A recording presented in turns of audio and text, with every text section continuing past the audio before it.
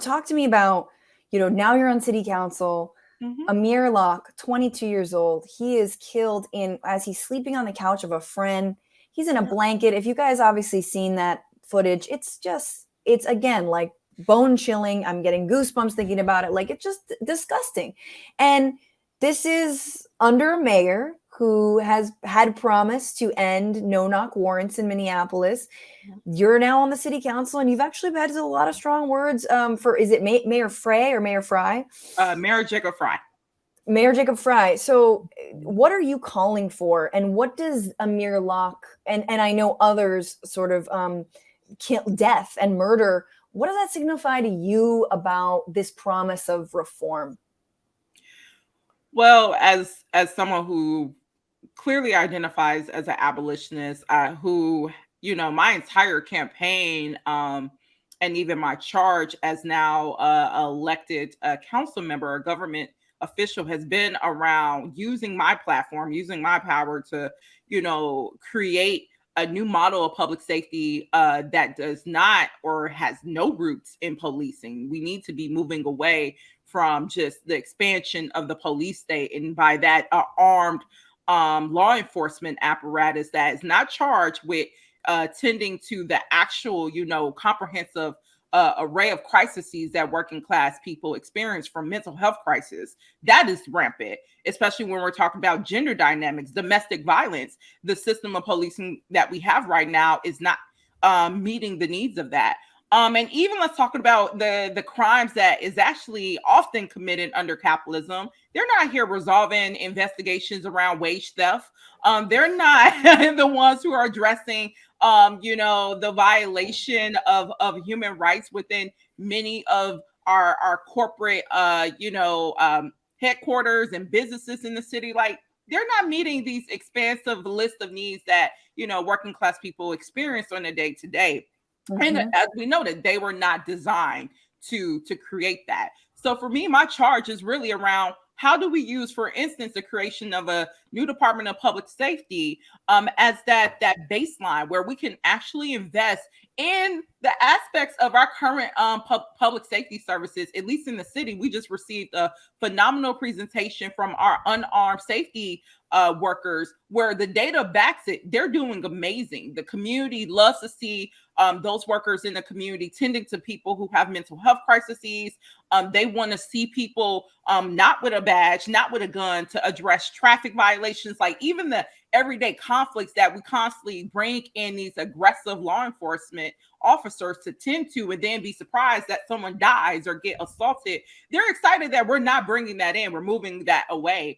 So I want to see the investment of that. I want to see more mental health services. I want to see our unarmed safety apparatus grow, be fully staffed, and have that be the model. But I also want that to be coupled with a very aggressive model of accountability that has a democratic oversight capabilities that's built within it. How are we bringing the public? As we've seen with SCOTUS, the issue is we have constantly unelected parties making decisions about our everyday lives, and we often have no say in the decisions that they make. That happens with policing as it stands right now under our charter. It's the mayor who has the legal authority to enforce oversight over our police department. That excludes the public. And that's been reflective in why we're in this moment, with Amir Locke being killed, even and 2 years ago with George Floyd. It shows that, the current model of policing, the oversight, the lack of political will amongst our mayor, amongst the leadership of police departments to even wrangle their terrorizing law enforcers. It constantly puts us in these positions where people are dying. It constantly jeopardizes the credibility of yes, we need systems of public safety, but it does not have to be rooted in violent interactions. It doesn't have to be rooted in enforcing unjust relational ways of being with one another, where you're more interested in making sure your boss, the targets, in our city, make sure they have their goods protected, as opposed to someone who is like struggling with a mental health crisis. That's your priority. Right. So I'm looking at building something broader than that, because we need something broader than that. And if we don't build something broader than that, we're going to keep having Black and brown people. And I want to know too, Justine Diamond, that was killed in a affluent area of Minneapolis, a white Australian woman just several years ago. This impacts everyone. When we had the uprising, as you mentioned, tanks was rolling through predominantly white neighborhoods too. And the SWAT team and the National Guards were throwing flash grenades at white people. Those flash grenades did not have any type of direction on them that was only meant for Black people. Everyone was getting them. So that's what's at stake right now for anything meaningful about public safety. Can I ask you about question 2, which and maybe your involvement in that, which didn't pass, but it was the idea. Well, I mean, you can explain it about, but briefly, creating a public safety unit that is not the police. Explain what it was, and maybe kind of thoughts on like where to from here, considering it didn't pass. Yeah, so question 2 had 2 big main components to it that I somewhat touched at. One, it was recognizing the police department needed to be completely eliminated. Not that was the starter. Like George Floyd should have been a clear indicator that 150 years of the policing that we've had to endure is not effective, is violent, is racist, and it needs to go. The second piece was the way that our current policing staffing is structured, thanks to our police union, which, by the way, for several years was headed by a known white supremacist. The president, Bob Crow, former president, was in line with white supremacist groups. They helped create a staffing minimum in their contract that basically says majority of our policing officers or personnel needs to be walking the beat in our communities. They need to be charged with visibility only. It don't matter if you don't solve one crime. We just need you to be patrolling and all over the communities, especially Black and brown communities. The 70-30% rule. Basically, the charter would eliminate that because it's very clear. We even, as council, received a presentation that noted that MPD staffing levels is actually way higher than it needs to be based off of our service calls right now. And it actually advocated for the creation of more unarmed safety personnel to tend to, again, all these other crises that law enforcement are not equipped to address. But this policing staffing minimum prevents us from putting majority of our public safety personnel towards the areas where they need to go. And then the oversight piece, that was the third biggest piece. Right now, again, the mayor has sole authority over our police department. And it's clear he's trash. We just had 2 weeks ago, the Minnesota Department of Human Rights investigation. And by the way, we're also anticipating another investigative report from the Department of Justice, but the Human Rights Department looked at a 10-year period and basically said this department has been racist, been misogynist, been violent, has violated rampant, human rights in the community for this decade. And by the way, half of that decade, the leadership of this department, the oversight, leader was our current mayor, Mayor Jacob Fry. So in hindsight of that, the charter change would basically say, look, Mayor, it's clear this ain't your strong suit. You need help. You need some help. And the best help you can get is from the legislative body, the city council. We represent the public. We are the avenue of bringing the public into our decision making. So let us help with managing and enforcing accountability over this trash department. That was the baseline. And of course, no, why would we want to do that? The ruling class of Minneapolis was like, nope, we don't want no public engagement. In fact, we know our current manager and boss is so trash, but that don't even matter. We're going to give him more power. We're going to make sure he can also control more than 20 other departments, including the other department that he's historically failed at managing. Like, you got reward. I love he's failing up. He's failing upwards. The reward for being a mediocre white man in Minneapolis, like, it's just beautiful.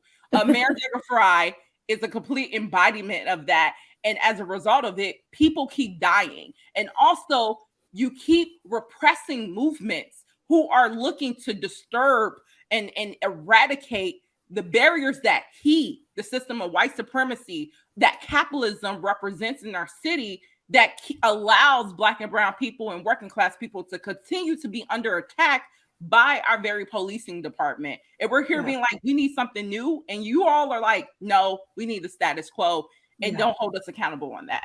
So that's kind of the summary of question 2 and kind of what happened. They defeated it. They got all the rich, wealthy people to come out and vote against it.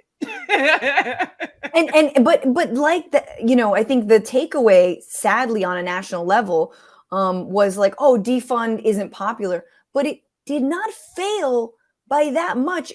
If my numbers are right, 44% said yes, and 56%, but 44% yes is huge. I mean, and I know there's probably a lot of hindsight and, you know, thoughts on strategy, but 44% is a good number to work with. I mean, if you're starting at 12%, just from a campaign perspective, and I'm no organizer, but even I know, I'm like, that you could work with. That is like, you have a failed system if 44% of people are like, no, we need something completely new.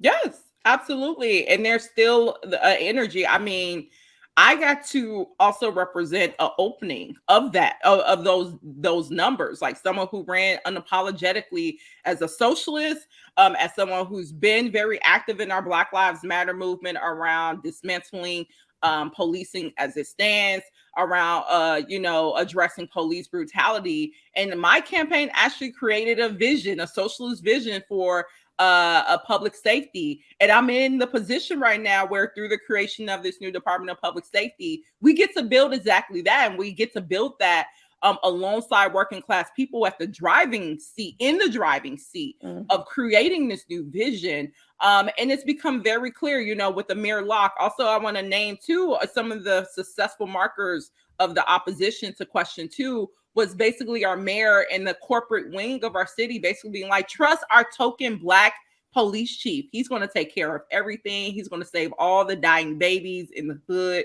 We're good. And then literally 6 weeks later, that man bounced up out of here, was like, retired. All right, you do it. You know, bye. And ever since, it's been a shit show. The mayor did not anticipate just his whole world, the fear-based community he created throughout the campaign to stall our campaign for a new model of public safety is just crumbling around him.